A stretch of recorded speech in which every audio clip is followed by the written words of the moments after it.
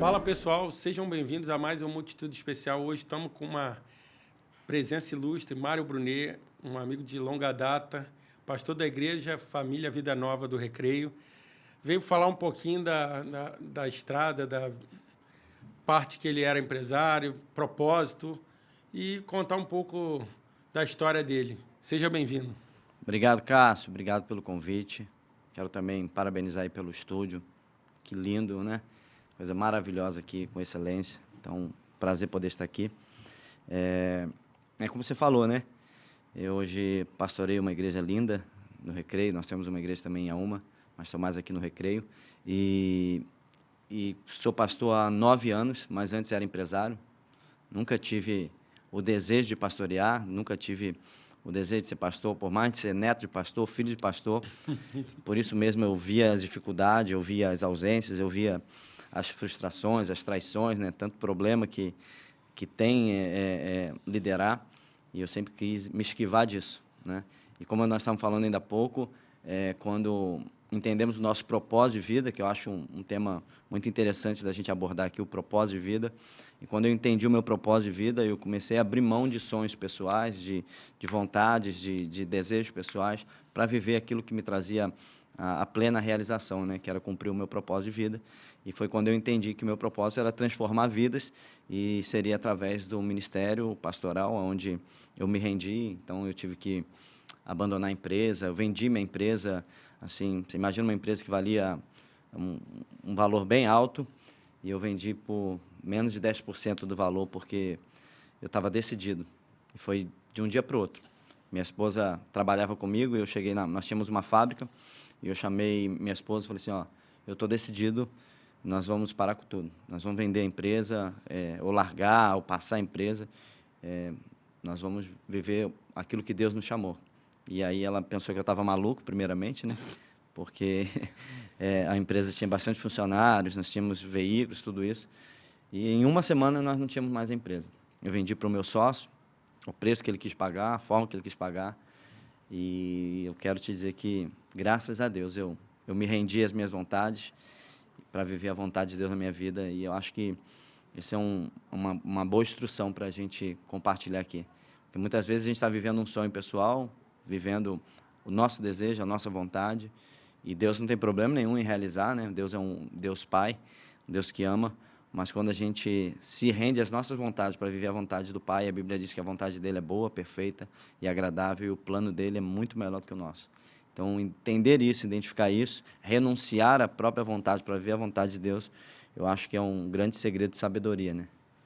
Eu acredito que a gente aqui, como está cada dia trazendo diversidade, a gente sempre pensa em mostrar histórias para, vamos dizer assim, inspirar as pessoas.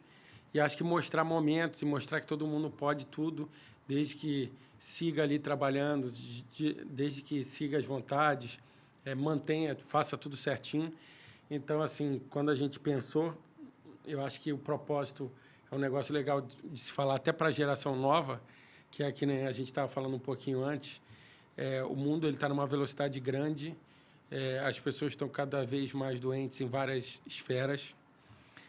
As pessoas precisam procurar, precisam ter fé, precisam procurar o que faz bem a elas.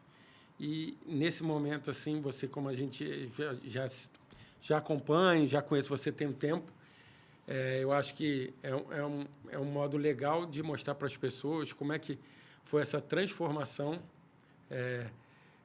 desse movimento que você saiu do lado empresário para pastor, e até mostrar como vive esses momentos, como tem situações, como é que a igreja que você pastoreia, ela está posicionada. Não, quando eu falo, entendo que quando eu vou falar aqui alguns termos, não é que não são termos pejorativos, porque a gente acaba falando de negócio, mas é mostrar esse outro lado, onde as pessoas se sentam confortáveis, independente do que ela é no local que ela vai. Então, assim, eu acho que a igreja ela passa nesse jeito. Então, como a gente estava conversando um pouquinho antes, queria que você contasse um pouquinho esse início Você já contou um pouquinho essa parte de sair, mas, assim, querendo ou não, são duas perspectivas de olhar muito diferentes, porque uma você estava como empresário e outra você foi de ajudar as pessoas. Uma você estava ali vendendo, correndo no dia a dia para vender, e outra você passa a receber, a buscar reconfortar, a melhorar o dia a dia das pessoas, a ajudar onde for preciso. Então, assim, eu acho que são pontos e contrapontos legais para quem está vendo de casa. A gente depois falar um pouquinho, a gente vai falar de dia a dia, de outras coisas, para vocês entenderem como é o dia a dia do Marcos e essa vida que, às vezes, as pessoas acham que é fácil e só sabendo o dia a dia que você tem noção do que cada um carrega. Interessante, Cássio, você falou sobre a temporada de empresário, né, e o tempo como pastor, mas a gente identifica, e eu identifiquei, por várias vezes eu sendo empresário, eu estava ali utilizando dons e talentos que eu já tinha. Por exemplo, o que eu mais gostava de fazer como empresário não era só ver o lucro, ou receber o lucro, ou retirar dinheiro da empresa, não. O que eu mais gostava era transformar vidas. Então, assim, por exemplo, eu pegava um funcionário que chegava para trabalhar, para limpar a empresa. Eu chegava para ele assim, você já andou de bicicleta? Ele, não. Então, aprende a andar com aquela bicicleta de carga ali. Aí deixava ele um mês, fazendo entrega com a bicicleta de carga.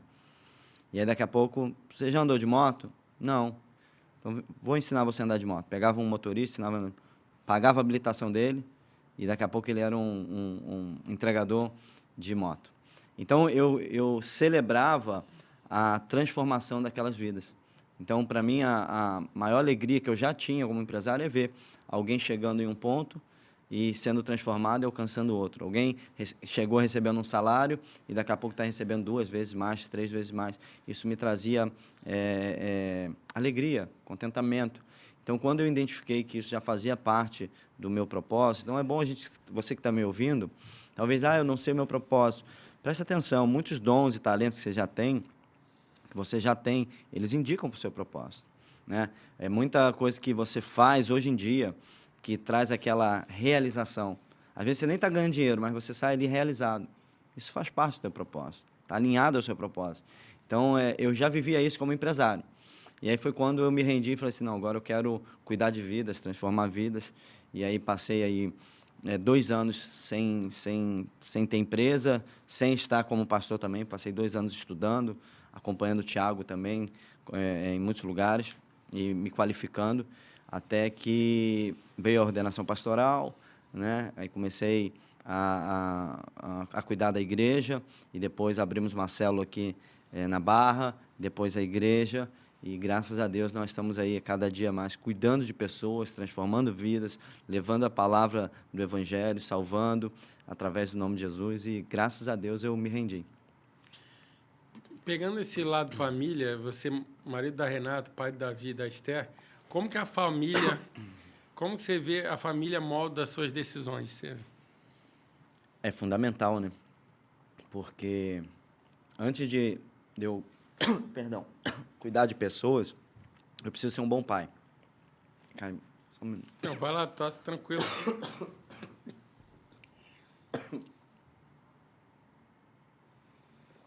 Deu ruim aqui. Antônio, se puder, tu marca aí que eu... Essa tosse que eu faço só a pergunta aqui. Comi uma carne apimentada no Outback, agora tá... Eita, glória. Vamos voltar. Vou fazer a pergunta de novo aqui. Pode ir? Pode ir. O marido da Renata, pai do Davi e da Esther, como é que a família molda suas decisões? Cássio, fundamental, porque antes, eu gosto de falar isso, meu maior ministério é minha família. Então, não adianta eu ser um super pastor e fracassar como pai. Então, meu primeiro cuidado é com a minha casa. E a gente viu que muitos líderes fracassaram porque quiseram cuidar do ministério, da igreja, de pessoas e abandonaram a família. Então, eu tenho a plena certeza que se meu casamento acabar, os mesmos da igreja que me aplaudem vão me tacar pedra. Se meu filho não for uma pessoa de caráter, os mesmos que celebraram a minha vida vão me condenar também. Então, meu primeiro foco é minha casa. Eu não consigo atender ninguém se eu não antes atender a minha casa. E aí eu começo a moldar as minhas decisões, coerente à vontade de Deus sobre a minha família. Hoje, graças a Deus, sou um bom marido, sou um bom pai, sei que sou exemplo para eles. E a gente vê isso refletindo, né? Tantos filhos que têm o influência como herói e não tem o pai como herói. Então, o Davizinho tem 15 anos, Estherzinha está com 7, e são uma bênção. E todas as decisões de um líder, primeiro ele tem que pensar na casa. Porque o que adianta eu ganhar o mundo inteiro, perder a alma, perder a família? O que adianta eu ser celebrado nos amigos e na minha casa eu não sou desejado? Eu gosto muito de ter tempo de qualidade com meus filhos. Eu gosto muito de, quando o Davizinho me chama, ontem estive no Maracanã com ele, porque eu penso um dia que meu filho não tiver mais o desejo de estar comigo. Imagina meu filho não desejar mais brincar comigo, não desejar mais me chamar. Então, eu fico muito feliz quando a gente para tudo para estar junto. Então, eu creio que o maior projeto de Deus é a família. Então, quando Deus vê a gente dando essa prioridade à família, as demais coisas Ele vai acrescentando. Então, todo o meu foco é primeiro da minha família, porque uma família que dá certo, vai dar certo na nação. Em que momento você acha que a fé deixou apenas de ser crença e virou uma missão de vida para você? Em que momento foi essa? Você acha que foi esse clique da transição aí? Você já estava ali, ou um chamado, não sei como é que eu colocaria. Eu sempre vivi fui muito ousado, né? Todas as coisas que eu fiz, perdão, todas as coisas que eu vivi. Corta de novo aí, tá muito ruim aqui. Pode cortar? Claro, pô. Sabe quando você come alguma coisa e fala assim, vai dar ruim para falar? Não, é porque ele para ali no... Vou botar um pouquinho de água mais pra você. Eu comi aquele bife do Outback, vem com aquela Não, tem uma crosta de pimenta, tem uma crostinha de pimenta. E agora ela tá vindo aqui, essa pimenta sem vergonha.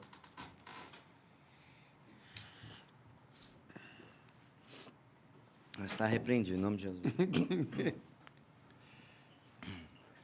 Cuidado que seu microfone está muito longe, tá? Vê se está agora melhor. Tá melhor? Melhorou. Mas não estava saindo áudio, é isso?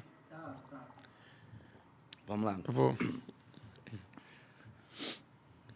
vou fazer a pergunta aqui para ele. Tá gravando direto, não tá? Que depois o...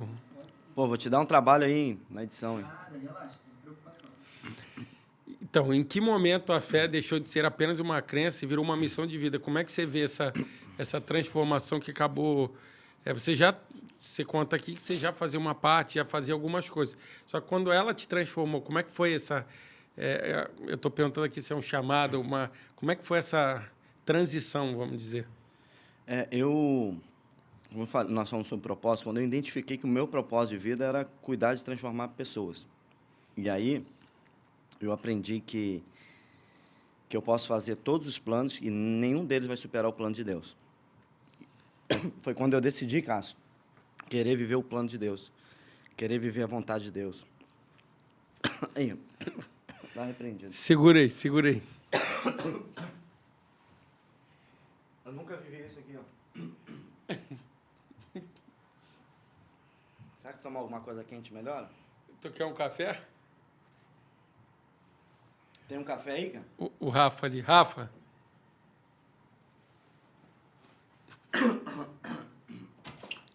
Arruma um café para aí que tá dando Tem ruim. café aí? Tá dando... Caramba. Não, mas vou te falar, ali fica esse pimentinho. Ela vem aqui. Ela fica um tempo, não, ela fica ali, tipo, dando aquela arranhadinha. Não, eu tive um programa aqui que eu tava com alergia, porra. Aí o maluco falou... E eu ainda comi metade, eu parei na metade. Falei assim, cara, tá...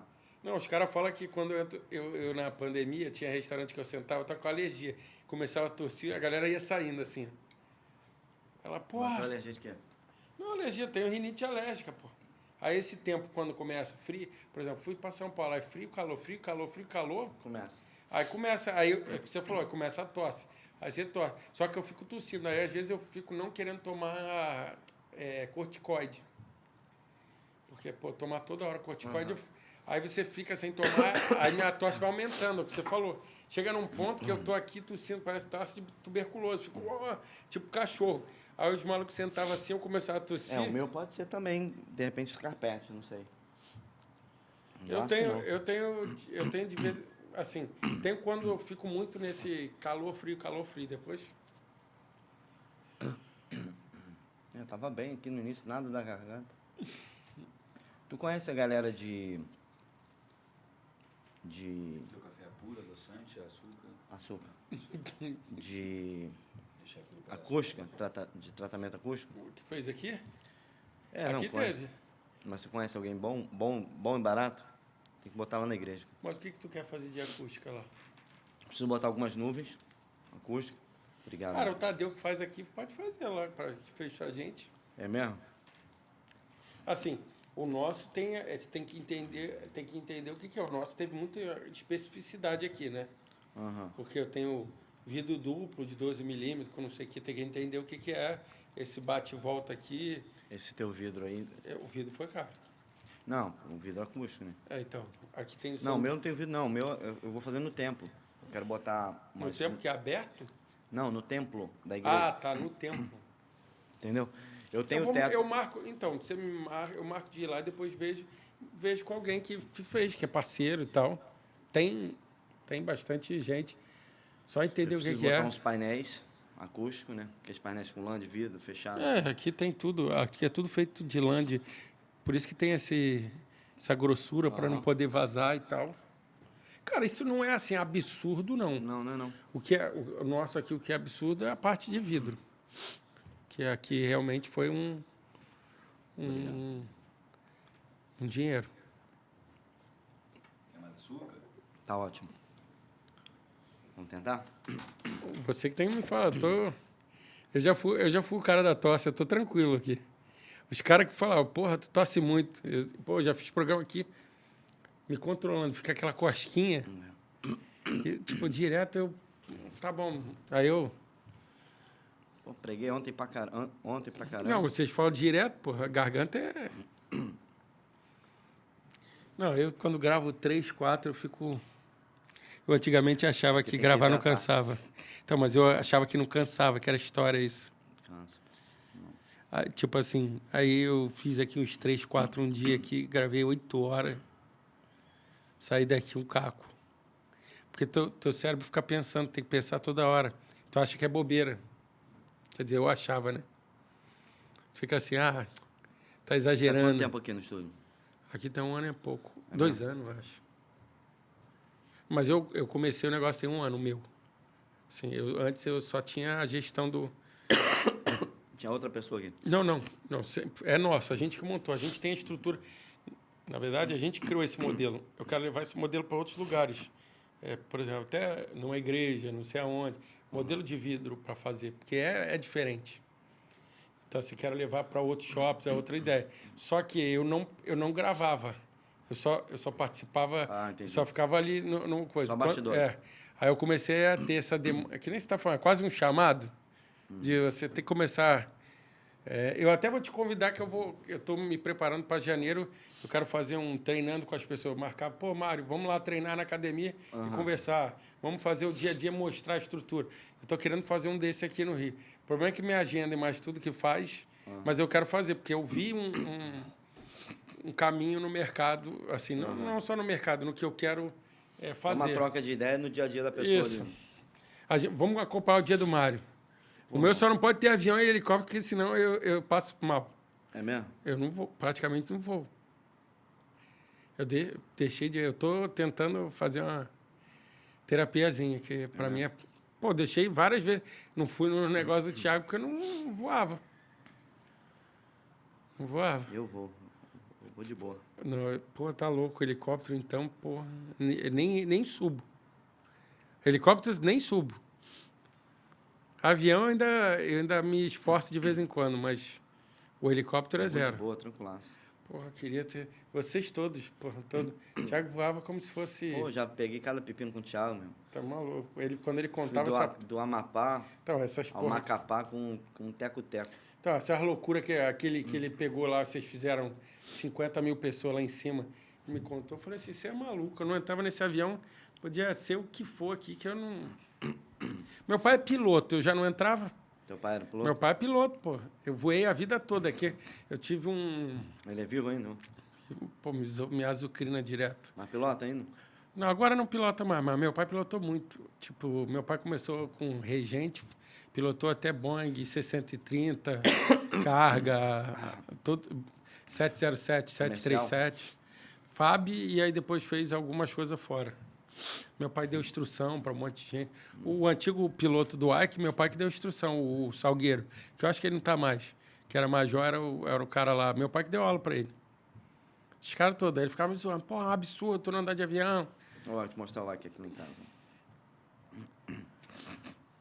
Aí eu falei, porra, caralho. Mas vocês fizeram reunião ou teve a vivência Não. dele? Não, né? Foi tua? Não, foi tua parada Foi com minha, ele, não foi teve minha. nada... Não. Ele me chamou vai fazer a próxima agora aqui. O que eu vou? Não sei o que, X, né? É, mas pra mim... Até iria pra honrar ele alguma coisa, mas...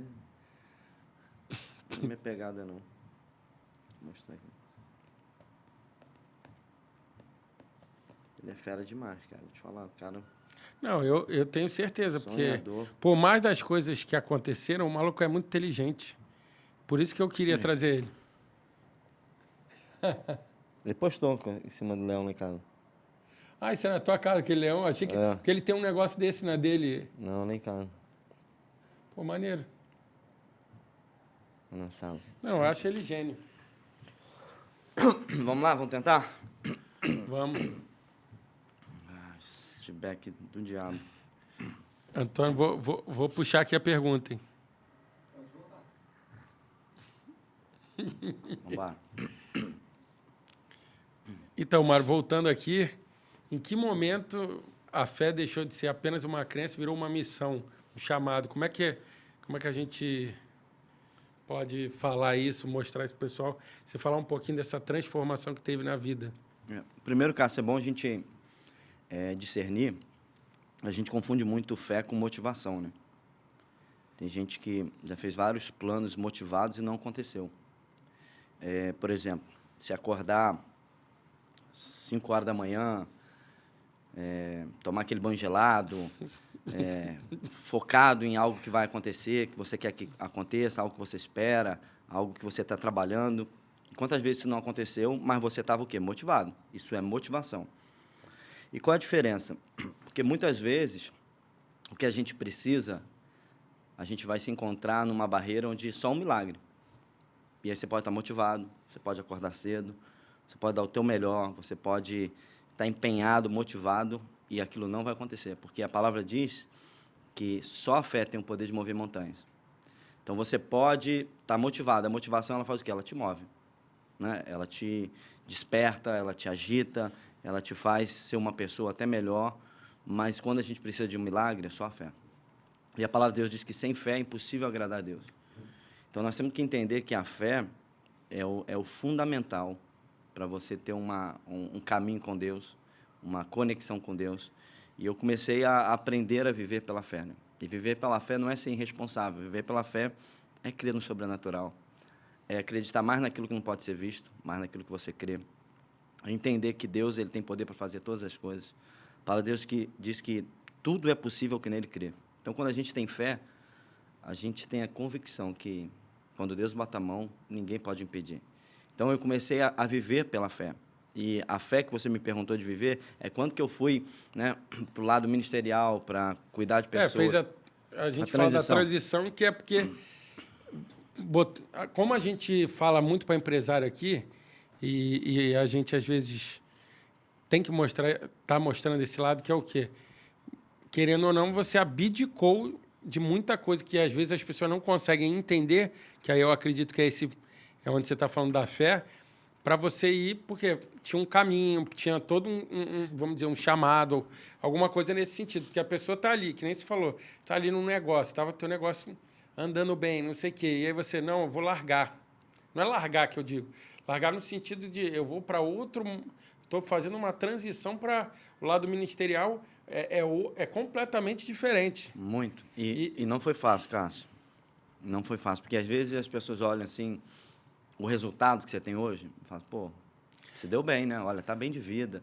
Mas eu vou te dar um exemplo do que nós passamos em família, né?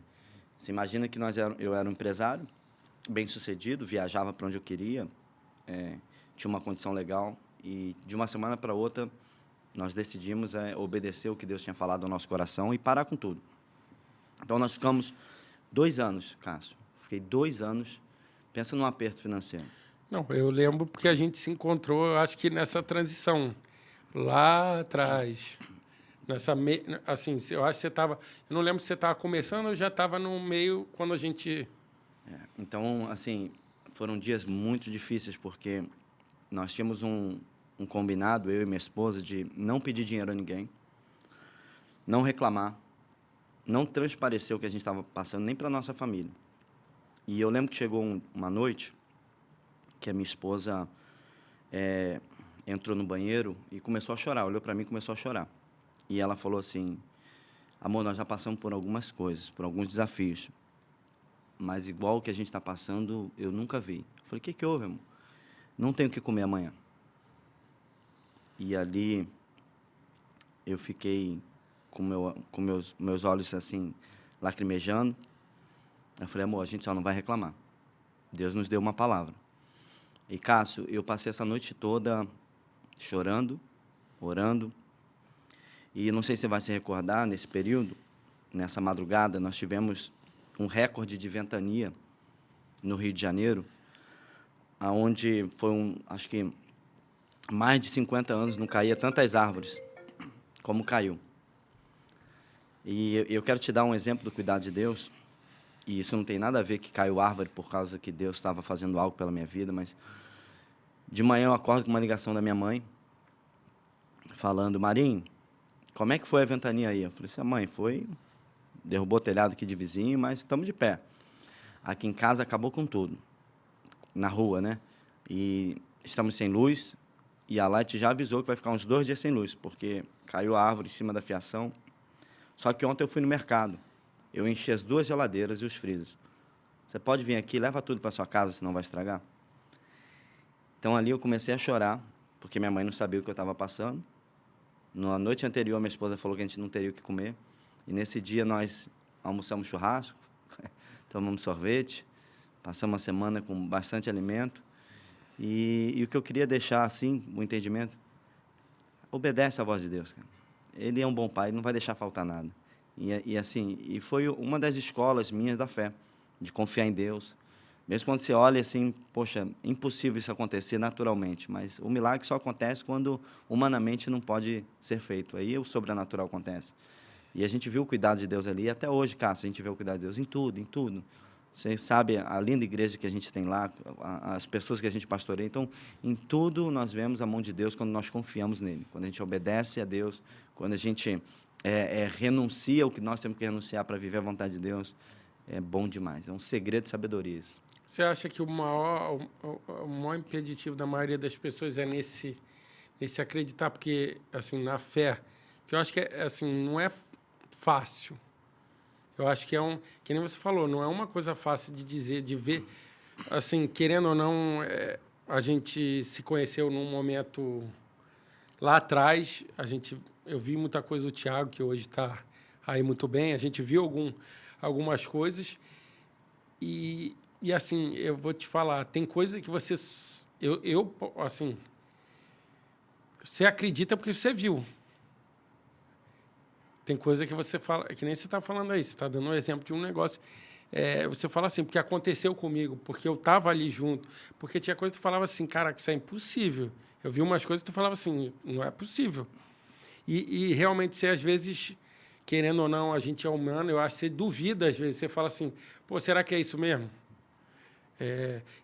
Essa inflexão, às vezes, por ser humano, eu digo o ser humano comum, a maior parte das pessoas que ainda não está, eu acho que tão conectado com algumas coisas, que nem se falou, que às vezes tem dúvida. Eu acho que todo mundo passa por alguns momentos, principalmente o pessoal diz que tem momentos da vida que eles estão mais decisivos. Quando você está mais perto de alguma coisa, se colocam à prova para ver se você realmente está no propósito, se realmente você está dentro daquilo que você falou assim, ó, vou seguir isso mesmo.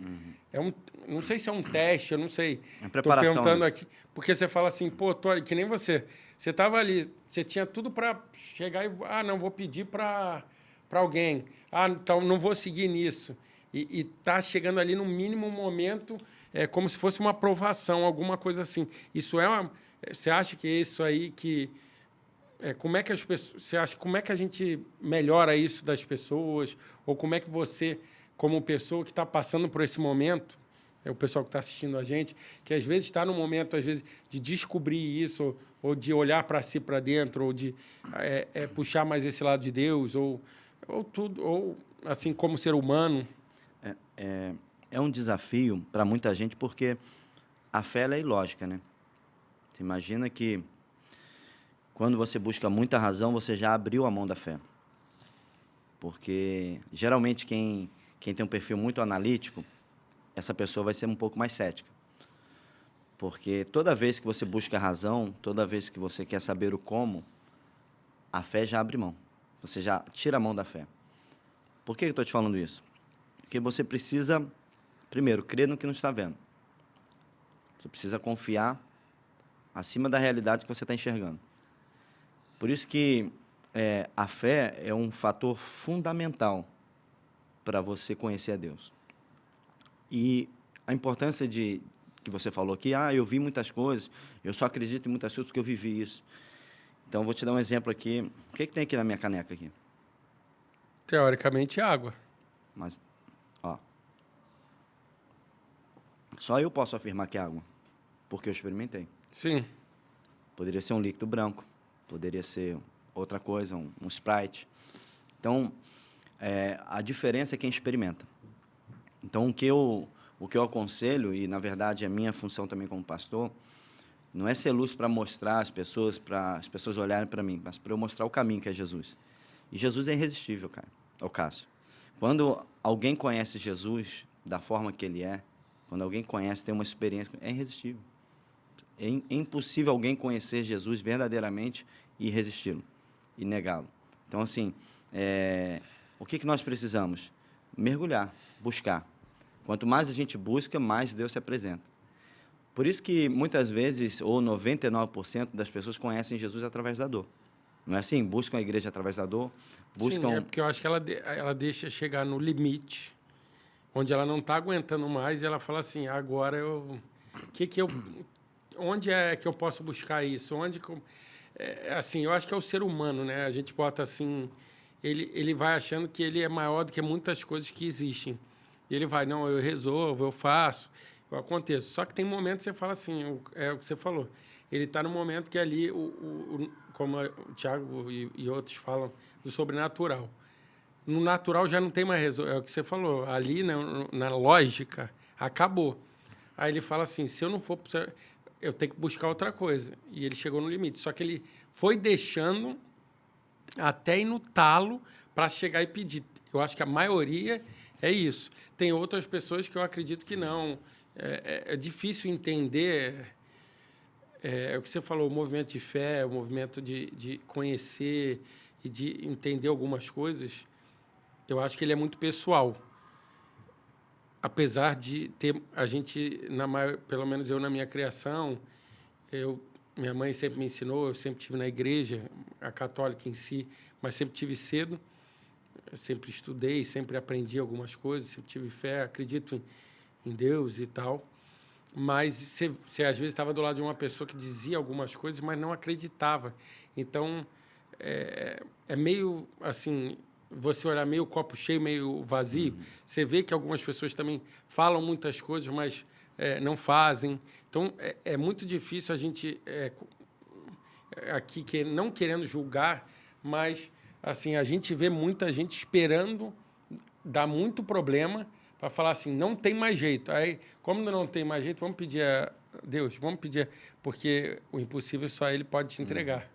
E aí a pessoa vai lá, aí realmente ela não tem mais para onde ir, e como a gente sabe, aí ela começa uma jornada. E Deus tem misericórdia, vai cuidar, vai tratar. Só que é diferente quando a gente até chega a Jesus através de uma dor. Você vai ver, na verdade, um milagre só acontece por um problema, né? Então, quando você precisa de um milagre, você tem um problema. Então, você vai ver várias passagens na Bíblia que chegaram a Jesus por causa da dor, de uma enfermidade, ou de uma situação adversa. Então, conhecer Jesus. Mas acho que esse não tem problema nenhum. O problema é você abandonar o abençoador depois de que recebeu uma benção. E eu vejo isso acontecer. Provavelmente você conheceu alguém que buscou, precisava de um milagre, estava passando, dá um exemplo, um câncer, e ali estava ali orando, ia na igreja, foi curado, começou a se esfriar. Então, assim, eu acho que isso, para mim, é o que mais me fere. Mas tu não acha que essa pessoa, ela às vezes duvida que foi realmente Deus que fez Não. isso? Ou você acha que ela foi desconectando porque ela falou assim, agora já resolvi? Ela não conheceu verdadeiramente quem é Deus. Ela conheceu as mãos de Deus, mas não conheceu o coração de Deus. Porque quando a gente conhece quem verdadeiramente Deus é e o que Ele tem poder para fazer, um milagre é muito pequeno, uma cura é muito pequena. Então, quantas vezes Jesus curou alguém e falou assim, a tua fé te salvou? Porque o que adianta a pessoa sair curada e caminhando para o inferno, perder a salvação? Então, assim, muito mais poderoso que uma cura, porque morrer, todo mundo vai morrer, concorda? Sim. Morrer da doença, morrer de velhice, todo mundo vai morrer. Mas a chave e o segredo é para onde nós vamos, aonde nós vamos passar a eternidade.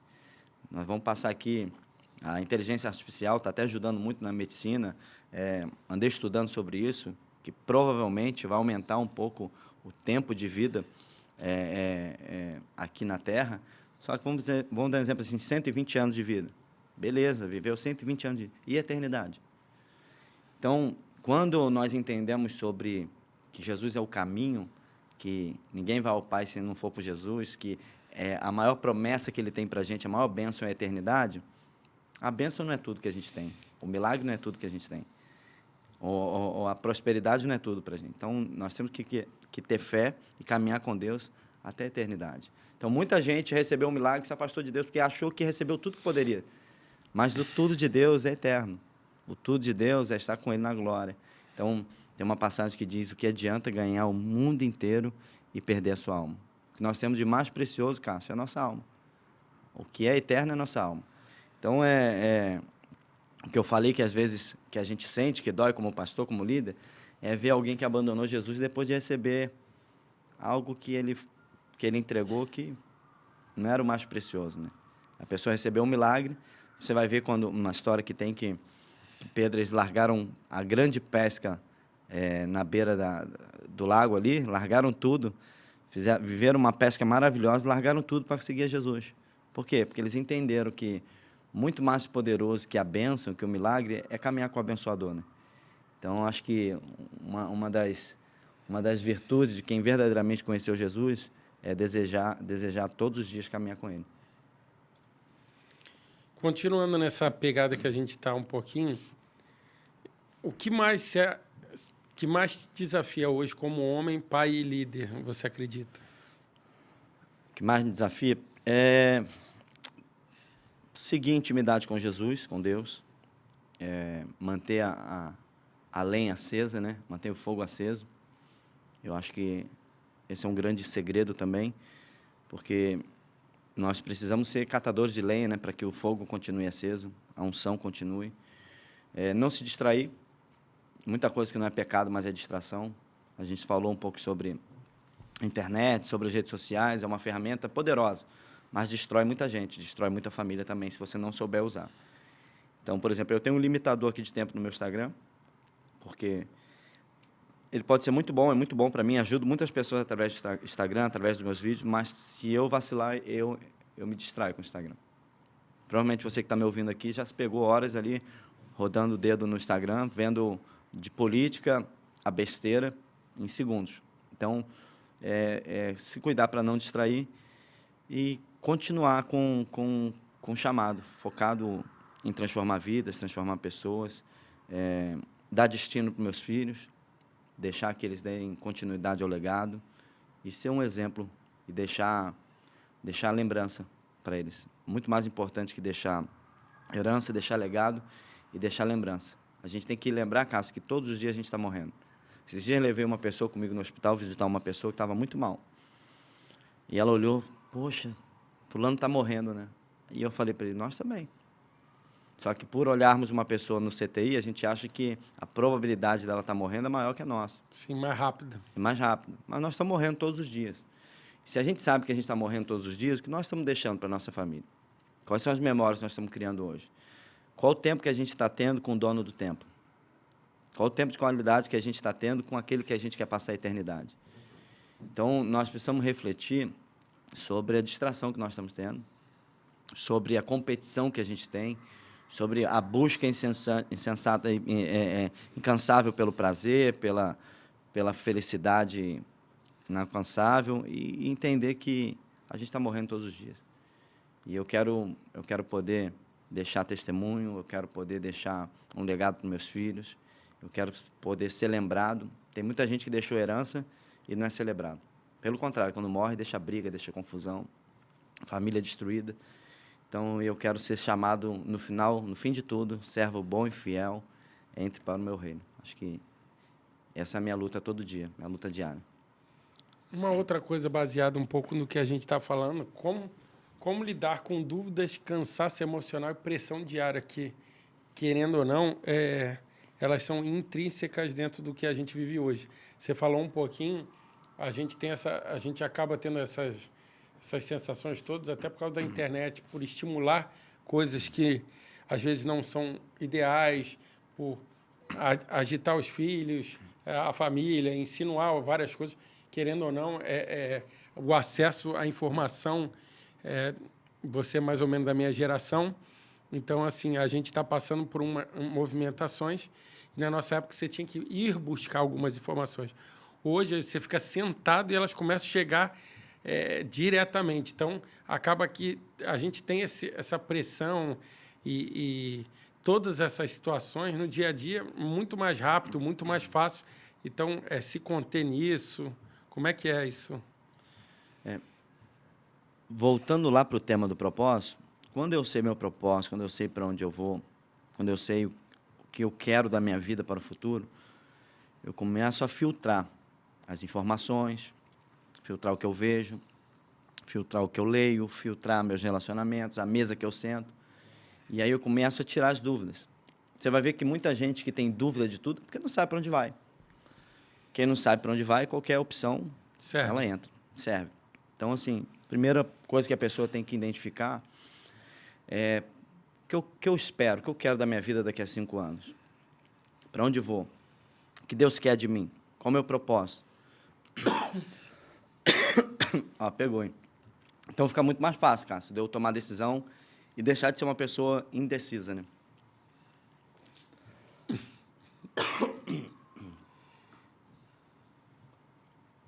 Perdão. Pegando esse lado, eu queria que você contasse um pouquinho, a gente falasse um pouquinho sobre a igreja e como é que surgiu a família Vida Nova. Como nasceu ela e como é que isso vem todo nessa crescente aí, esse processo de ajudar mais pessoas, dela ter começado como uma célula Legal. E ela foi crescendo, vamos dizer assim, organicamente. Organicamente. Há 40 anos atrás, meu pai iniciou a Vida Nova lá em Alma, né? E há 9 anos atrás, eu assumi o ministério lá de Alma, como pastor. E 6 anos atrás, iniciamos uma célula aqui no Mansões, no condomínio Mansões, na Barra.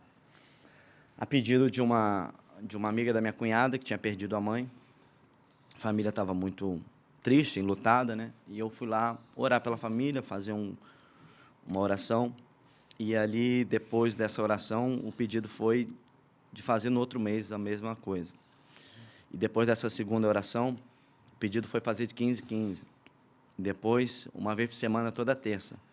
E aí foi 40, 50, 70, 100. E começamos a batizar ali, e isso 3 anos, toda terça-feira. E aí Deus nos entregou a igreja ali num terreno na Avenida Guinar 770, onde nós iniciamos ali a família Vida Nova Recreio, né? Vindo da célula, e às terças-feiras também tem culto, né? Tiramos a célula e transformamos para o culto, mas com a mesma essência, de cuidar de vidas, de sermos família, de atendermos famílias e de Jesus ser o centro de tudo. E como você falou, organicamente, né? Nós temos crescido não porque somos perfeitos, mas porque somos saudáveis. Então, tudo que é saudável cresce naturalmente, Cássio. Então, nosso trabalho todo dia, nossa medicação todo dia é ser saudável, é viver a vontade de Deus. Somos pecadores, mas nos arrependemos e nos colocamos todos os dias à disposição de Deus. Deus tem dado graça, misericórdia. E como te falei que eu vou fazer o convite novamente, para você estar lá um dia com a gente no culto também. A gente vai, com certeza, vou dar um pulinho lá. Vou marcar uma terça-feira, que foi como começou. Isso, terça-feira, bom demais. Toda terça, às 20 horas. Vou falar que hoje a gente está gravando numa segunda-feira. Amanhã eu vou estar lá. Quero ver. Amanhã é musical. Quero te ver lá Então, musical. amanhã eu vou estar lá. Pode É musical de Natal. Então, eu já adoro Natal, vou aproveitar e já embalo aí. Aproveitando isso, mais uma vez, gente, nesse mesmo assunto, qual você diria que é a principal missão hoje da família Vida Nova? Transformar vidas, cuidar de vidas, discipular e enviar.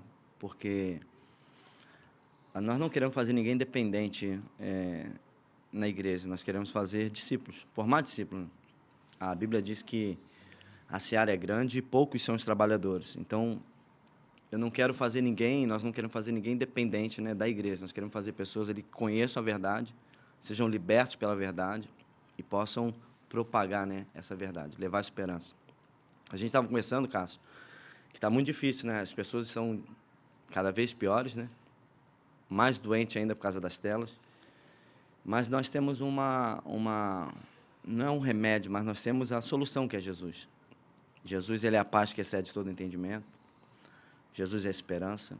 Jesus veio para trazer vida e vida em abundância. Então, nós precisamos comunicar. Eu acho que a grande missão da igreja é levar esperança, levar salvação, levar propósito, curar os enfermos e levar salvação para muita gente. Então, nós estamos todos os dias trabalhando para isso, cuidando de vidas, cuidando de pessoas. Não somente a nossa igreja, mas você vai ver as igrejas aí que tem um trabalho maravilhoso, cuidando de pessoas. Você imagina, Cássio, se retirassem as igrejas. Você imagina se as igrejas fechassem, porque a igreja está ali ensinando, né, a Bíblia, né, que é honrar, amar, perdoar, respeitar, ser um homem de caráter, ser uma mulher de caráter, perdoar. Então, você imagina a importância do papel da igreja, né, na sociedade. E você vai ver que tantas leis foram retiradas da Bíblia, né? Então, a gente está ali cumprindo a missão e isso nos dá muita alegria de poder estar vivendo o chamado de Deus, Cássio. Pegando isso aí, você como o líder e tal, como equilibrar espiritualidade, gestão e as pessoas no ministério, assim, né? Como é que é essa relação? Porque eu sei que às vezes ela é complexa. Nem tudo é espiritual, né, cara? Então, eu sou muito pé atrás com as pessoas que espiritualizam tudo. Satanás, poxa. Não, peraí. Às vezes alguém vem, às vezes eu vou atender gabinete, o diabo destruiu meu casamento. Aí você vai conversar com o casal, não foi o diabo. Cara, peraí, você era grosseiro com sua esposa. Você não era um facilitador na vida dela. Verbalmente, você feria ela. Foi Satanás? Não foi. Foi você, foram suas emoções, foi o teu descontrole emocional. Então, você vai ver que muitas coisas não é espiritual, é emocional. Então, nós temos que ter esse entendimento de não espiritualizar todas. Não botar na conta dos outros, né? Porque a gente também tem isso de... O diabo ia botar na justiça muita gente aí por calúnia, difamação, né? Porque fala que é ele, não é ele. Opa, peraí, não sou eu, não. Então, assim, descontrole emocional, Então, assim, o que você perguntou, eu controlo a gestão de uma forma, entendendo que cada pessoa tem um perfil. E para cada cadeira a gente tem que colocar uma pessoa Com perfil alinhado. com perfil alinhado àquela cadeira. Então, a pessoa, às vezes, é muito espiritual. Mas se eu botar ela para gerir alguma coisa, ou talvez para gerir pessoas, né? Por exemplo, nosso culto lá, você não vai ver a gente rodando, o pessoal com roupão, respeito e honra. A igreja que tem essa pegada. Mas o nosso culto lá, além de ser muito espiritual, mas que não tem essa performance pentecostal, toda assim, nós trabalhamos muito com o entendimento da palavra. De uma forma onde o empresário que nunca entrou na igreja vai entrar e vai trazer o entendimento, vai receber a palavra. Quem é da igreja há muito tempo vai entender a palavra. Então, a gente sabe fazer essa divisão, Cássio. Eu acho importante, né? Porque, às vezes, por exemplo, eu vou orar porque Deus vai abençoar a minha empresa, eu vou fazer culto de manhã, eu vou fazer culto à noite. Espera aí. Se você não se qualificar, se você não buscar por preço, se você não buscar por qualidade, se você não fizer o certo, sua parte, né? Sua parte contábil, não tem nada, não bota na conta de Deus aquilo que o homem tem que fazer. Então, isso é legal que a pessoa tem que dividir, né? O espiritual da gestão. E eu vejo muito crente confundindo. Poxa, estou orando, entreguei a chave da empresa para Deus. Aí, cara. Aí teu concorrente lá está fazendo com excelência, está trabalhando mais que você, está fazendo um time legal, está cuidando do time dele, tem uma parte contábil ali certa, coerente, e você está botando na mão de Deus aquilo que não é de Deus. Então, é importante essa divisão, Cássio. Eu vejo muito crente errando nisso.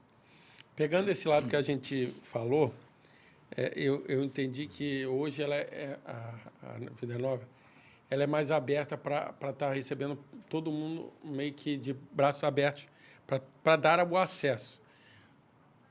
Que tipo de igreja você acha que o Brasil está precisando hoje? Porque também tem aquele...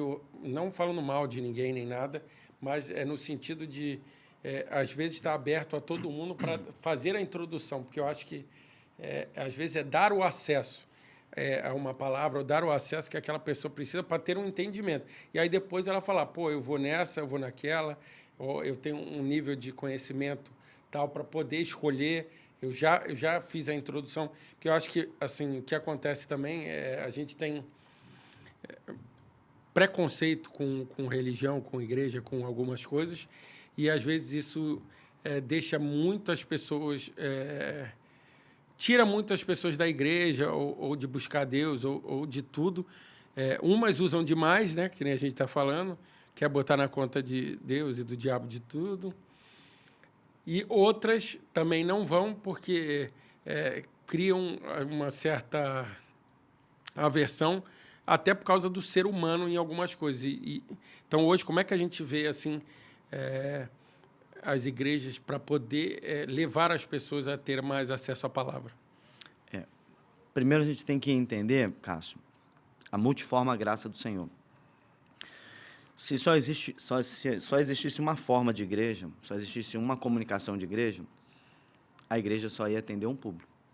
Concorda comigo? Claro. Então, tem gente que gosta do pastor que grita. Concorda? Sim. Tem gente que não para escutar um pastor que é muito calminho, não gosta dessa igreja, não.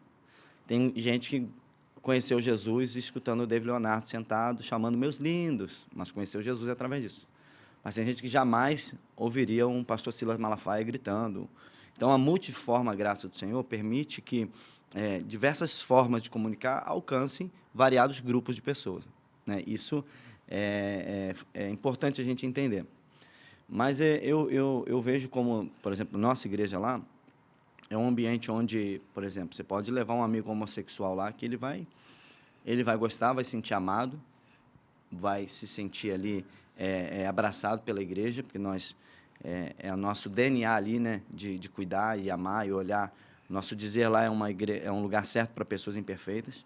Não que todo mundo ali vai viver no pecado, mas a gente vai acolher cada um da forma que chega, no momento que chegou na vida, e a gente vai estar acompanhando, caminhando para que haja transformação, né, através do discipulado, através do dia após dia com Jesus, mas entender isso. Mas a forma que a gente separa isso e divide é comunicando Jesus como ele é. Jesus ele falava de uma forma com o fariseu, falava com o religioso de uma forma, falava com o pecador de outra forma. Jesus ele é é o melhor comunicador, o maior comunicador de todos os tempos, né? Então, ele sabia comunicar com a prostituta de uma forma, e ele comunicava de uma forma com outra. Ele contava histórias, contava parábolas, para que houvesse o fácil entendimento. Então, eu acho que a comunicação, a forma que a gente leva a palavra, a forma que a gente chega... Nós queremos alcançar vidas, então nós precisamos aprender a comunicar para o tipo de pessoa que a gente quer, para o tipo de pessoas que a gente alcança, para as pessoas que chegam. Então, assim, lá na igreja a gente tem um público muito variado. A gente tem desde empresários, políticos, a gente que recebe cesta básica da igreja, funcionários, gente que está ali em outro nível. E está tudo ali na igreja, recebendo a palavra, buscando Jesus. Então, acho que a comunicação, de uma forma simples e eficaz, é a chave para a gente lá. A gente vai começar a falar um pouquinho sobre a ONG, a Fábrica de Destino. Eu queria que você falasse um pouquinho de como foi a criação, ou como é que anda a Fábrica de Destino, e aí eu vou fazer algumas outras perguntas sobre esse tema. Legal. Nós montamos a ONG tem 6 anos, a Fábrica de Destino.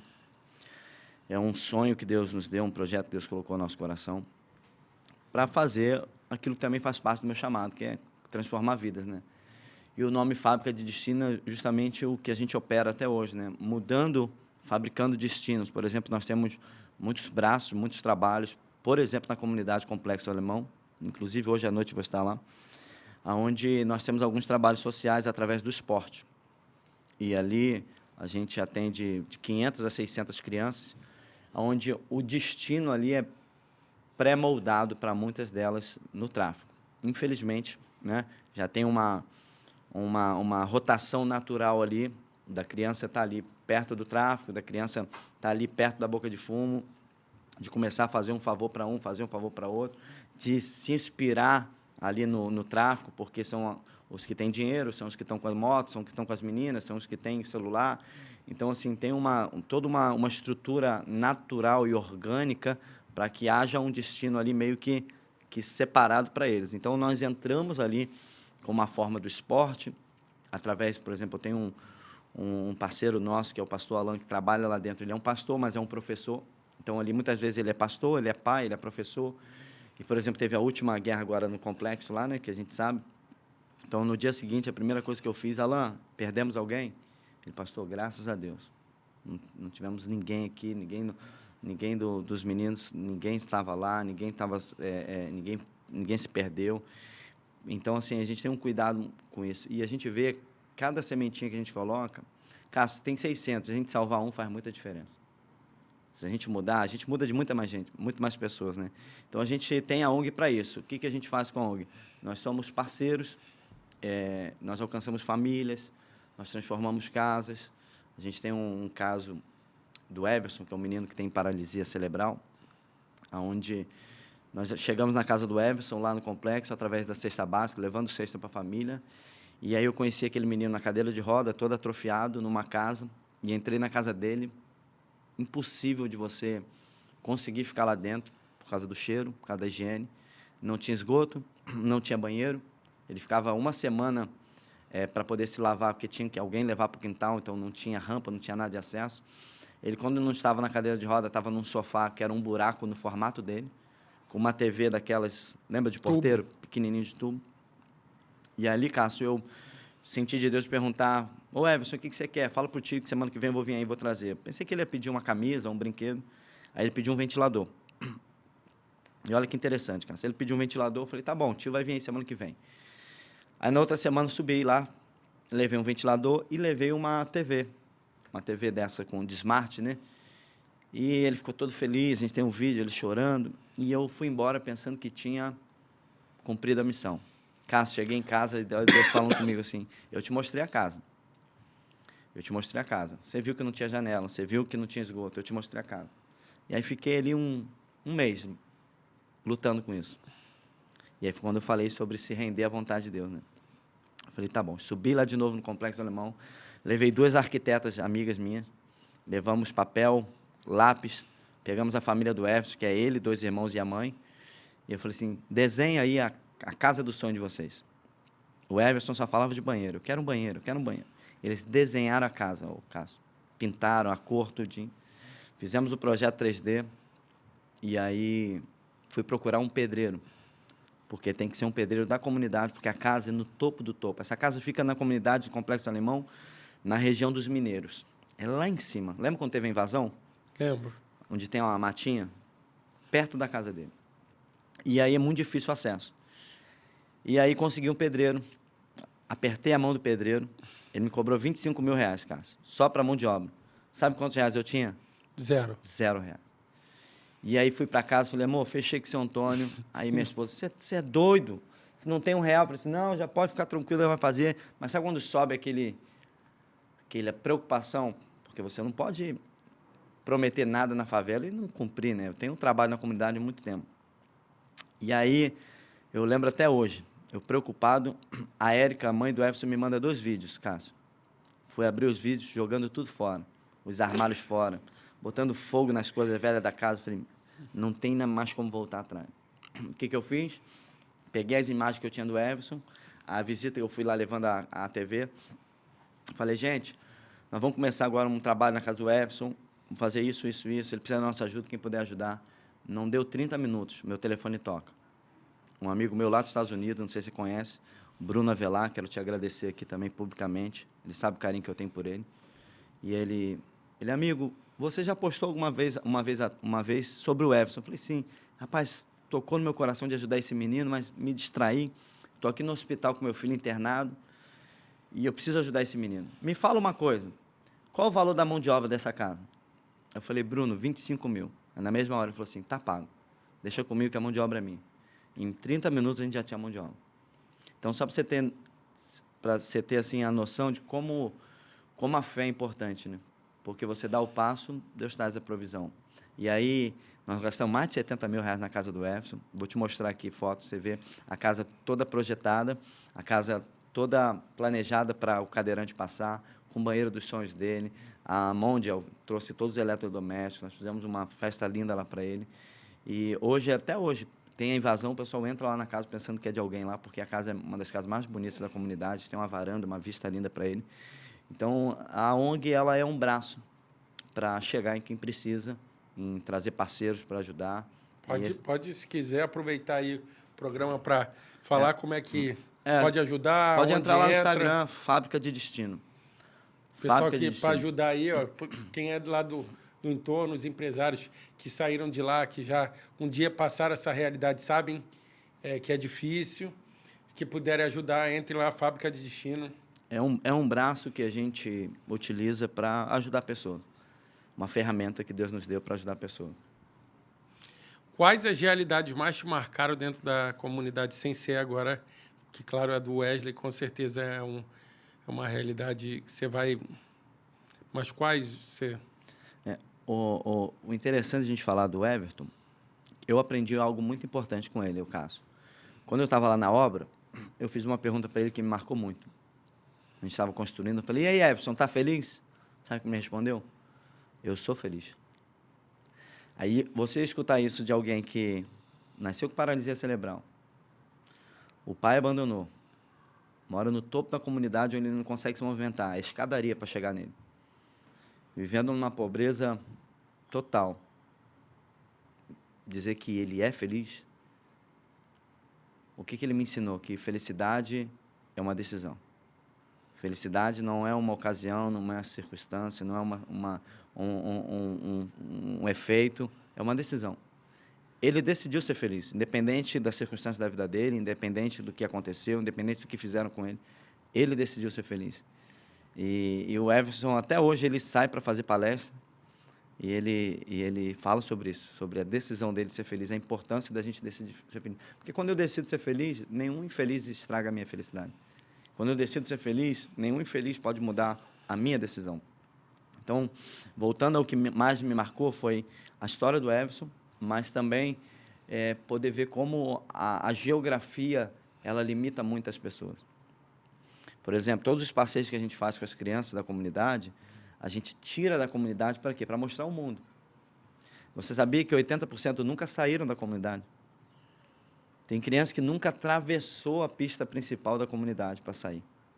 Então, como você vai falar de um futuro, como a gente vai falar de uma mudança, como a gente vai falar de outro país, como a gente vai falar de crescimento naquela criança se ela não enxergou outra geografia? Mas deixa eu fazer uma pergunta aqui. Por mais que elas não saiam, hoje, com acesso à informação, não chega para eles via isso. Não estou dizendo celular, porque nem todo mundo... Você sabe que eu sei que isso aí não tem.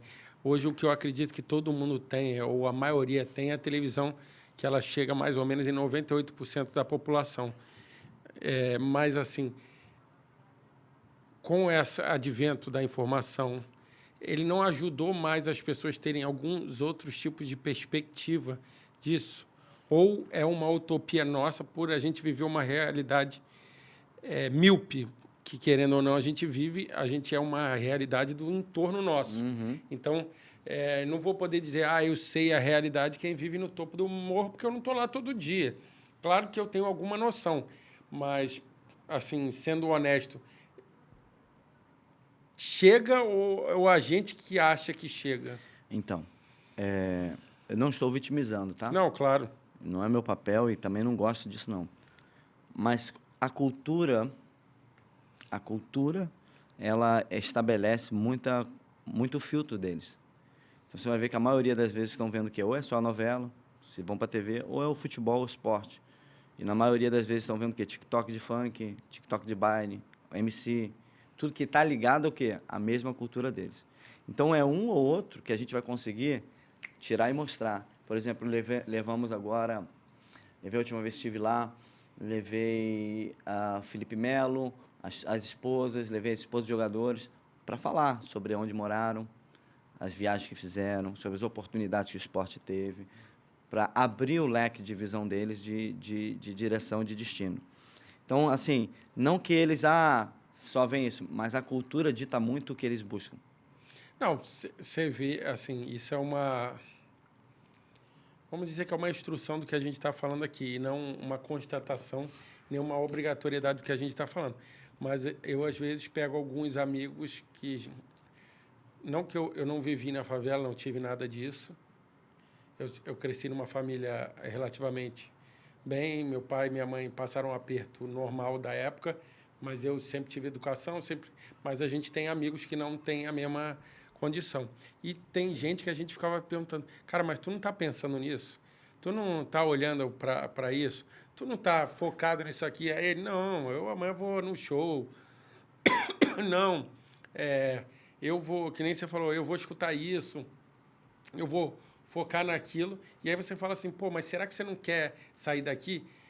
Por isso que eu tenho tentado cada vez mais mostrar e a gente trazer empresários, empreendedores, pessoas de várias áreas, que é o quê? Que teve muita gente que saiu da favela ou de comunidade ou de apenas não ter tanto dinheiro e hoje tem uma vida melhor, feliz com o que teve, alcançou coisas que inimagináveis nos dias de hoje. Por quê? Porque dá para ser feito.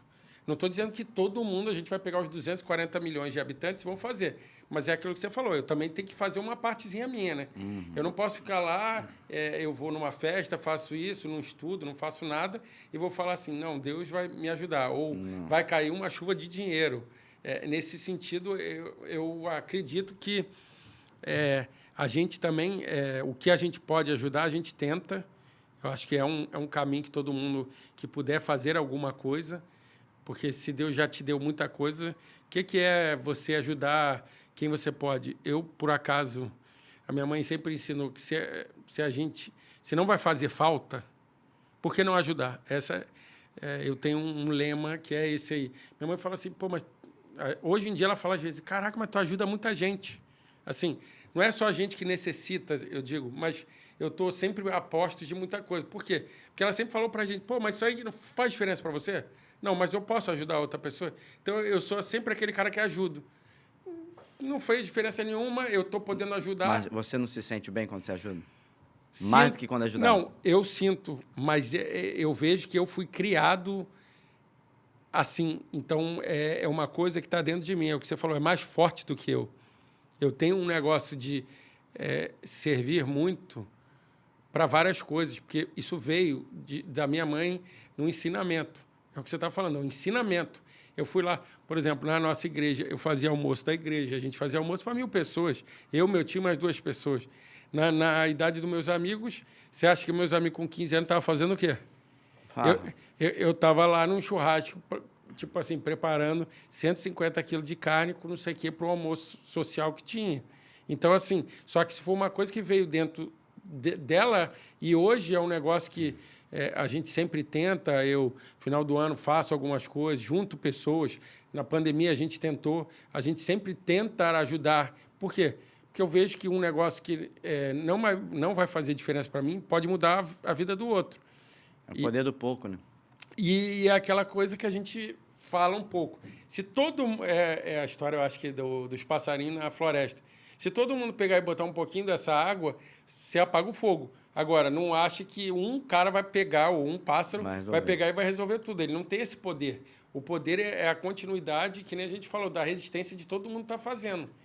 E acaba que, na nossa geração atual, e por isso que eu faço questão de falar muito da internet e tal, a gente tem uma falsa visão que a internet acaba criando de algumas coisas, que vai brotar ali, isso acontece. Não, acontece, você faz por onde? Igual você falou, o Everton, Everton, né?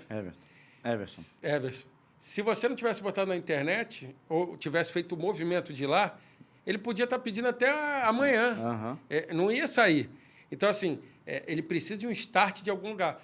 Vamos pegar e ajudar a comunidade daqui. Pô, galera, vamos lá. Pô, cada um dá R$10. Eu botei R$100. Tudo bem, eu botei R$100. É o que eu consegui e fiz. Mas tem que ser o primeiro. Né? Eu acredito e falo muito sobre isso. Talvez a gente não vai conseguir mudar o mundo todo, mas o mundo ao nosso redor a gente consegue. Então, às vezes, alguém fala, pastor, eu quero ir para a África evangelizar, eu quero fazer missão na Angola. Eu falei, peraí, dá uma volta no teu quarteirão e começa ali. Eu quero levar comida para... Prepara uma quentinha todo dia a mais e leva para alguém que está na rua, necessitando. Então, começa no pouco. A palavra de Deus diz que aquele que é fiel no pouco, sobre muito ele colocará. Então, o pouco é muito importante, cara.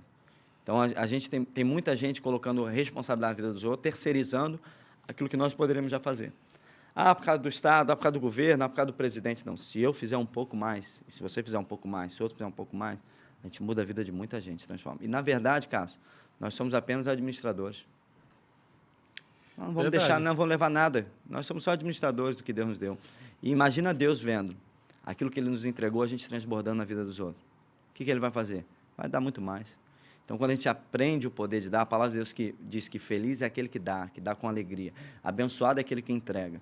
Então, o poder da entrega é poderoso. E outra coisa, quando você está com a mão estendida para entregar, você está com a mão também estendida para receber.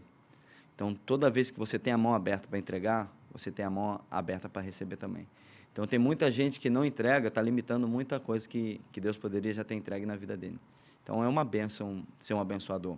É muito melhor entregar do que receber. É muito melhor doar do que receber doação. Então, assim, se hoje você tem a possibilidade de doar, não reclame. Porque é melhor você estar na condição hoje de dar do que estar precisando de doação de alguém. Então, assim, e não espera quando eu tiver, quando eu ganhar. Você já viu isso? Quando eu ganhar na Mega Sena, eu vou ajudar muita gente. Se não ajuda agora no pouco, mentira, não vai ajudar no muito. Porque o dinheiro ele não muda ninguém. Ele só potencializa quem a pessoa já é. Então, assim, você que está me ouvindo aí, se arde no teu coração fazer alguma coisa, não faça grandes planos, não. Começa no pouco. Sai todo dia com um sanduíche. Sai todo dia com uma ajuda, com um alimento. Procura alguém que tem um trabalho sério. Vai lá levar uma cesta por mês nesse trabalho. Vai ajudar alguém, porque eu tenho certeza, quanto mais a gente faz, mais a gente recebe. Não por troca, mas porque é um mandamento. A lei da semeadura e da colheita é uma ordenança, é uma lei de Deus. É uma lei que funciona tanto para quem crê em Deus, para quem não crê em Deus. Se você semeia o mal, você vai colher o mal. Se você semeia pouco, você vai colher pouco. Em Gênesis diz assim, Deus dizendo, enquanto a terra existir, sempre vai haver dia e noite, frio, calor, semeadura e colheita. Então, você vai ver que muita gente está colhendo coisa errada porque semeou coisa errada. Muita gente tem colheita ruim porque semeou ruim. Muita gente colhe pouca coisa porque semeia pouco. Então, assim, é tempo de semear. Essa época é muito propícia para isso, né? O Natal, né? Quanta gente querendo fazer o bem, quanta gente fazendo doação. Porque a galera também tem muita promessa do Natal, é aquilo que você falou, de vou fazer agora e ele é um bom impulso para você entrar nesse meio. Mas de você... sabe o que eu creio, Cássio? Há poder no nome de Jesus. Você acredita nisso? Acredito. Qual é o mês que mais é falado sobre Jesus? Tenho dificuldade entre 2 meses, que eu acho que é o mês da Páscoa com o mês do Natal. Para mim, a disputa seria esses 2. É o Natal. Por quê? E você vai ver que é nesse mês onde mais as pessoas estão o quê? Perdoando. Ah, deixa, vamos fazer o Natal em família. Perdoa aquele primo chato. Não, vou perdoar a tia. Não é assim? Sim. Não vamos brigar não, que é Natal. Sim, não, o não. Natal ele tem realmente quase uma licença poética para várias situações. Realmente a gente fala assim, já passei o Natal longe todo da minha família, vamos dar uma suavizada? Realmente tem esse lado dele Vamos levar ajudar alguém no Natal, né? Vamos, não deixar ninguém passar fome no Natal, tem isso. Não é Sim, assim? Doar alimento, doar roupa. Só que a gente esquece de algo fundamental. Nós celebramos o que no Natal? Nascimento de Jesus. Nascimento de Jesus, não. Vamos dizer que é um aniversário de Jesus. Sim. Né? Então, a gente se preocupa com... A casa está com pisca-pisca, com iluminação. A gente se preocupa com a mesa. A gente se preocupa com os brinquedos. A gente se preocupa com a árvore. A gente, com tanta coisa. Mas e o aniversariante vai estar presente?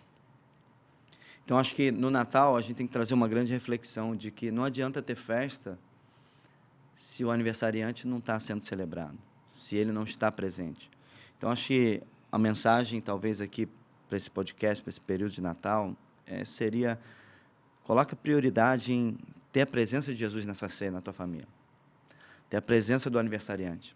Porque quando ele está presente, tem prosperidade, tem paz, tem cura, tem salvação, tem propósito.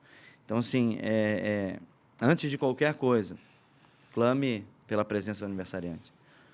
Dê lugar a Jesus na sua casa, na sua vida, porque eu acho que essa distração que a gente tem desse ano maluco, dessa loucura que a gente está a cada dia, a gente está deixando de dar valor àquilo que é importante. A gente faz uma festa sem o aniversariante, sem dar valor ao aniversariante. A gente se preocupa com tudo, com a bebida, com a ceia, com o Chester, com tudo, com a lista de convidados, mas não tem Jesus. Mas Jesus, ele começa o ministério de milagres aonde? Na festa de casamento. Lembra disso? O primeiro milagre que acontece foi numa festa de casamento. A palavra vai dizer que o vinho acabou. Ou seja, aquele casamento ia iniciar com uma grande vergonha. Maria, sabendo que o vinho tinha acabado, manda chamar Jesus. E Jesus mesmo falando assim, ainda não é meu tempo. Mas Maria fala assim, façam tudo o que ele mandar. E ali acontece o primeiro milagre. Jesus transforma a água em vinho. E por que aquele casamento não teve vergonha? Porque na lista de convidados tinha Jesus. Então, toda família que tem a presença de Jesus não termina com vergonha, não termina mal, não termina com fracasso. Então, assim, nós precisamos priorizar o que é importante, é a presença de Jesus. Então, nesse Natal, independente da mesa, independente da rabanada, independente de tudo, busque pela presença de Jesus, que isso vai fazer total diferença na nossa vida, na nossa família, na nossa virada de ano. Essa é uma chave poderosa para mim. Pegando esse um pouco o outro lado da ONG, onde você diria que ela atua hoje e como funciona esse apoio às famílias carentes? Nós atuamos entregando cestas básicas. Nós entregamos mensalmente em torno de 100 cestas básicas para famílias cadastradas. Nós atuamos através do esporte. Nós temos alguns projetos dentro da comunidade. Um deles é o projeto Cara a Cara, que ali a gente trabalha 3 vezes por semana, em 3 pontos, em 3 campos da comunidade, onde a gente está ali trazendo aulas. A gente tem um time, que é o time do Complexo do Alemão. Nós somos o atual campeão da Copa Zico, que é uma taça entre as comunidades. Nós somos campeões. Dia 28 agora tem alguma coisa, não é isso? Esse ano não tem ou não? Todo ano tem. Se eu não me engano, é agora dia 20 e pouco também, dia 20 e pouco de dezembro. Acho que é 28. Nós somos o atual campeão, fomos campeões lá no Zico. Então, assim, nós trabalhamos com esporte e atendendo famílias. E ali a gente consegue exercer o nosso chamado, que é transformar vidas, mudar destinos, acolher famílias, observar dons e talentos. A gente descobre dons e talentos através da arte, através da música, através do esporte. Nem todos ali vão ser jogadores de futebol, mas nós queremos formar cidadãos. Para a vida. Pessoas com caráter para a vida. Mudar destino. Tirar ali daquele destino pré-moldado que é o tráfico. E eu tenho certeza que a gente está, de pouquinho em pouquinho, fazendo a nossa missão ali se tornar realidade na vida de muitas famílias. Falando de liderança, propósito e responsabilidade, o que você coloca que é liderança de verdade? A liderança é inspirar. A liderança é ser um exemplo, né? A liderança transmite também muita emoção. Eu sou líder em casa, eu sou líder na igreja, eu sou líder com os meus funcionários, não porque eu tenho um título, não porque eu pago um salário, não porque eu tenho uma liderança, mas porque eu inspiro pessoas. Eu acho que a liderança ela tem que ser seguida de inspiração. Jesus ele foi um grande líder, não porque ele era alguém que fazia milagres, mas porque ele inspirava pessoas, ele transformava vidas. Então, assim, você vai ver que toda pessoa que tem um perfil de liderar, ele inspira pessoas. Ele é seguido por pessoas. Ele influencia pessoas, né? Então, acho que todo líder tem que inspirar. Então, um líder que não inspira é alguém que só tem um cargo. E talvez a pessoa só te respeita por causa do cargo. Então, quando um líder ele inspira, ele é respeitado pelo caráter que ele tem, pela conduta que ele tem. Então, um bom líder ele é um exemplo, né? Então, eu vejo assim todos os dias pessoas mandando testemunho, falando sobre a casa, sobre a família, sobre a forma que a gente conduz as pessoas, com a forma que a gente trata as pessoas. Então, o líder ele vai ser sempre foco, alvo. Então, a gente tem que estar sempre observando que se a gente vai para um caminho ruim, a gente está conduzindo muitas pessoas para o caminho ruim. E como a gente forma ou como formar líderes dentro das comunidades? Você vê assim? Identificando ali dons, talentos, trabalhando a missão, né? E entregando ferramentas para eles. Ferramentas que vão ser importantes para a vida deles, deixando algo na vida deles ali e inspirando. A gente tem ali, por exemplo, o próprio... Tipo esse exemplo que você fez de levar o Felipe Melo lá para mostrar como que eles tiveram lá e ele hoje saiu de uma comunidade de São Gonçalo, morou numa comunidade de São Gonçalo. E ali um dos exemplos dele, eu pegava ônibus com R$1 no bolso. Já fui para o treino com fome, todo dia estava lá no treino. Porque a gente tem esse problema que às vezes a criança tem um talento, mas não tem a dedicação, não tem um empenho. Tem o baile no sábado lá e às vezes no domingo se tiver jogo não ia. Então não é só o talento, é dedicação, é o empenho, é o esforço, é o sacrifício. Então a gente leva ali pessoas que viveram o que eles estão passando e chegaram ao nível que eles sonham chegar. Então eu acho que a chave da gente levar essa mudança, inspirar, é mostrar exemplos que deram certo. É mostrar histórias ali que cruzam com a história deles ali, que eles estão vivendo no momento e que eles possam inspirar e dizer, poxa, eu consigo, né? Porque ele viveu o que eu estou vivendo hoje, ele passou porque eu estou passando hoje, ele era da comunidade. E como tem muitos artistas, cantores, empresários, pastores que vieram da comunidade, esse meu amigo lá que toca o projeto, o pastor Alan, ele era da comunidade, hoje mora na Barra, e continua dando treino lá, continua fazendo o trabalho lá e mostrando que se eu me dedicar, se eu tiver um propósito, eu mudo a história da minha vida, mudo a história da minha família. E é o que eu falo com eles, né? Porque muitos deles ali têm um problema de orfandade. Ou não conheceram o pai, ou o pai está preso, ou o pai foi assassinado. Então, assim, se eu entender que, na verdade, não importa quem foi o meu pai, mas quem será o pai dos meus filhos, eu posso mudar o meu futuro. Então, eu mostro muito para eles que, assim, a vida pode ter trago uma dor. Ou você vive o sofrimento da dor, ou você vive o propósito da dor. Então, a gente aponta isso para eles, para que eles não possam se vitimizar, né? Sentirem são vítimas da sociedade, né? Estão esquecidas. Não.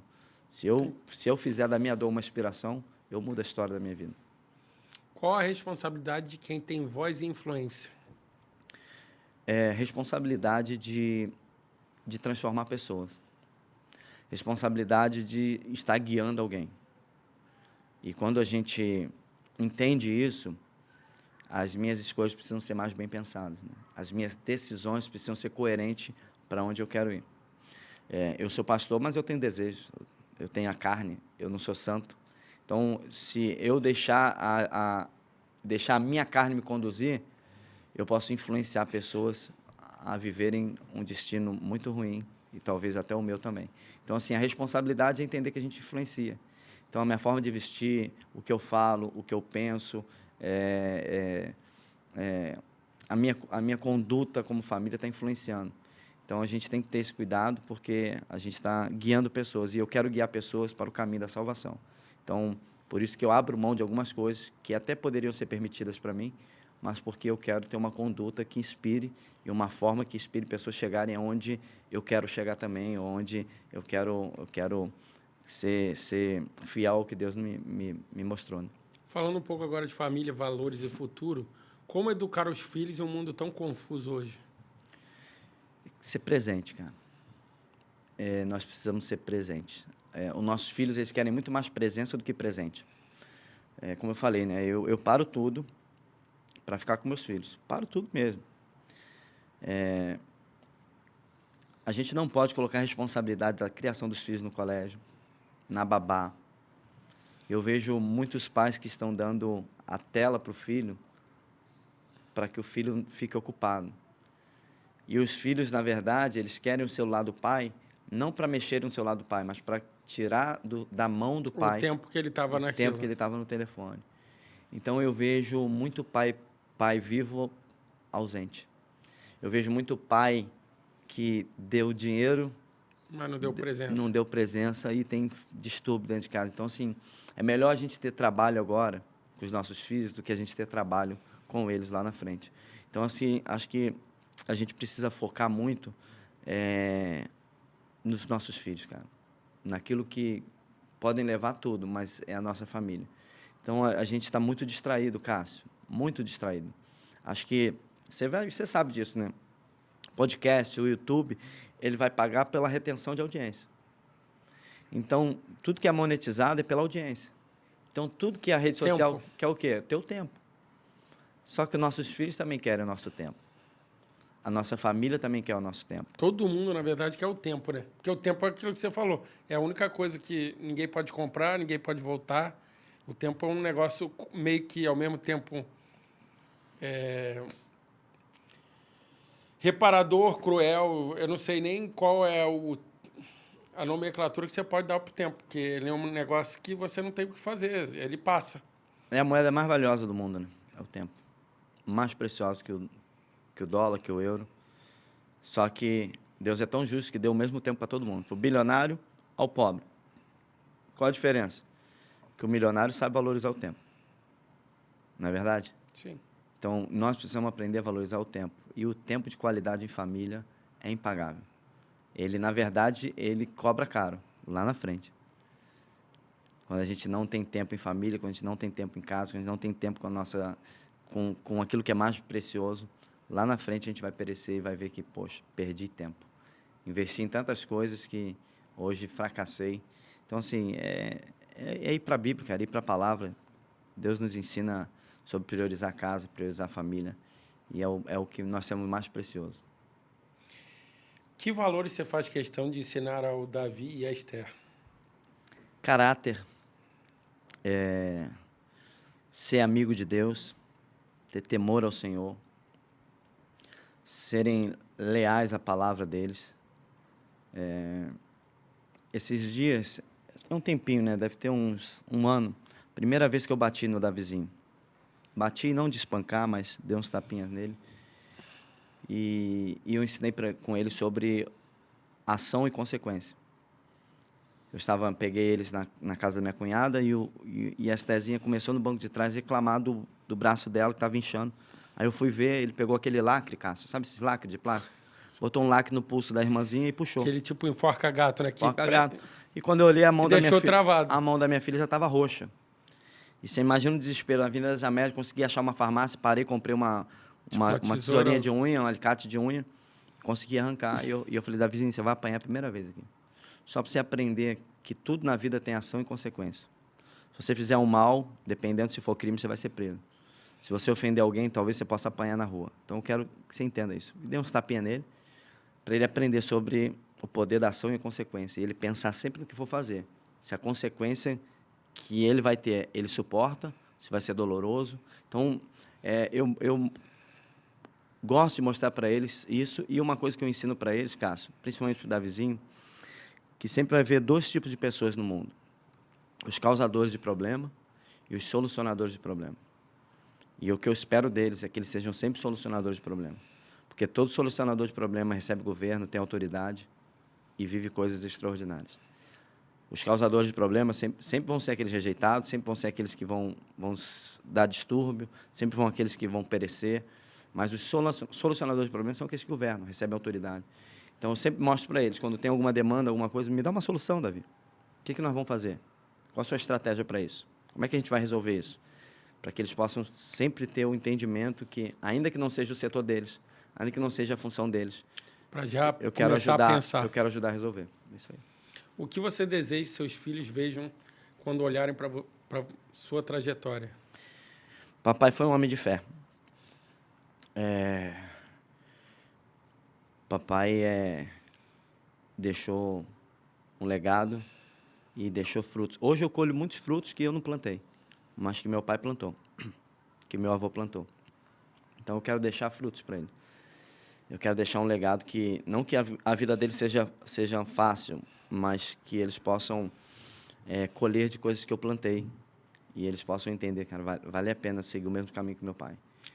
E derrubar os gigantes da minha geração para que ele não tenha que guerrear por gigantes que eu fui covarde. Qual legado você quer deixar? Ser fiel a Deus e viver uma vida com temor a Ele. Eu quero deixar esse legado para eles. A fé. Porque se eu deixar a fé, Cássio, no coração deles, eles podem passar por processos dolorosos, mas a fé vai fazer eles terem uma reviravolta. Eles podem passar por ataques, mas a fé vai deixar eles fortalecidos. Eles podem passar por adversidade, mas a fé vai deixar eles de pé. Então, se eu deixar a fé no coração deles, eles suportam qualquer coisa e vão ser vencedores. A gente está chegando no fim, já vamos para as mensagens finais, ainda vou ter algumas coisinhas, mas se você pudesse falar com alguém que está perdendo a esperança hoje, o que você diria? Entrega o teu caminho ao Senhor, confia nele, o mais Ele fará. Talvez não é ir numa igreja agora, é fechar seus olhos, é dobrar os seus joelhos e falar: Pai, até aqui eu conduzi, até aqui foi pela minha vontade, até aqui foi pela minha força, mas a partir de hoje, toma minha vida em tuas mãos. Sabe por quê, Cássio? Esse é um segredo de sucesso. Você imagina você caminhar com alguém que escreveu a tua história. Você imagina você consultar quem sabe o teu amanhã. Isso é um segredo de sucesso. Todas as vezes que a gente errou, fracassou, passamos vergonha, foi porque a gente não consultou a Deus. Foi porque nós tomamos decisões equivocadas conforme a nossa vontade, conforme nossas emoções, conforme o nosso achismo, conforme a nossa carne, os nossos desejos. Porque toda vez que a gente consultar a Deus, ouvir a voz de Deus e obedecer a Deus, Ele não vai deixar a gente fracassar. Ele não vai deixar a gente perecer. Então, assim, talvez você está aí sem esperança, talvez você está vivendo os últimos dias de 2025, torcendo para mudar o ano. Hoje mesmo Deus pode mudar a tua história. Hoje mesmo a esperança pode voltar. A palavra de Deus diz que o diabo veio para matar, roubar e destruir. Talvez foi isso que ele tentou fazer na tua vida até agora. Mas a palavra de Deus diz que Deus veio para trazer vida e vida em abundância.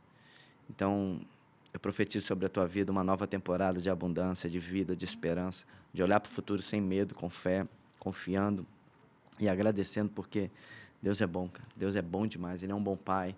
Ele é maravilhoso. Ele não te fez para sofrer. Ele te trouxe à terra de propósito para um propósito. Então, é bom demais viver debaixo da direção de Deus e com a vida entregue a Ele. Porque quando a minha vida está entregue a Deus, Ele conduz.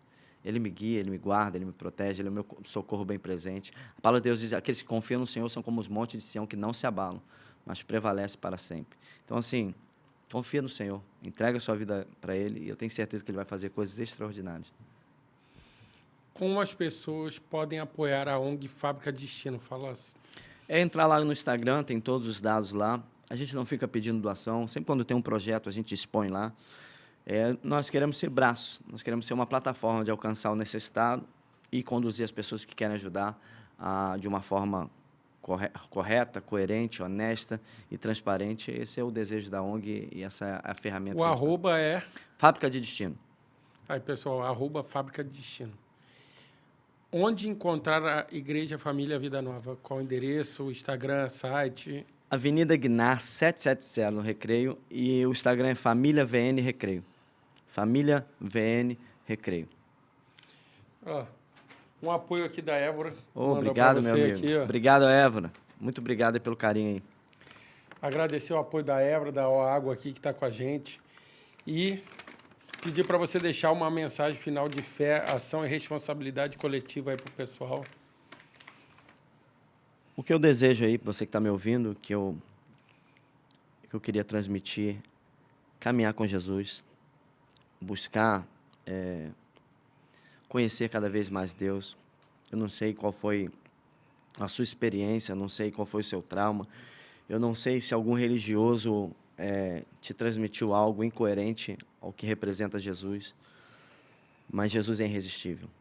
Talvez o vazio que você tenha, talvez a incerteza e a dúvida que você tenha passado, a solução é Jesus para tudo isso. E o meu desejo é que você encontre esse caminho, que você viva uma vida de propósito e que você faça valer a pena tudo aquilo que Jesus fez na cruz. Ele nos trouxe redenção, Ele nos trouxe vida e Ele nos trouxe o caminho para o Pai. Então, muito maior e muito mais poderoso que viver aqui na Terra é viver a eternidade com Ele, que você possa alcançar a salvação. Agradecer pela sua presença, falar um pouquinho, para a gente trocar uma ideia, mostrar esse outro lado para o pessoal. Eu que agradeço, Caio, o carinho, a abertura aqui. Quero estar mais vezes aqui. Vamos fazer. Estou tentando aí, galera, dar uma pressão nele que eu vou convencer ele a fazer um dele aqui, hein? Vamos embora, com o maior prazer. Acho que a gente pode trazer temas da atualidade, né, com princípios milenares, princípios da Bíblia, que vai ajudar e vai conduzir aí as pessoas para uma caminhada não de sucesso somente, mas de paz, de prosperidade. Prosperidade não é só dinheiro, prosperidade é ausência da falta. Então, eu acho que a gente pode ajudar muito. E, pessoal, acompanha a gente, curta, compartilhe. A gente vai estar no Spotify, no Apple Music e no YouTube. E acompanha a gente. Em breve estaremos para mais um aqui, um Multitude Especial. E até logo.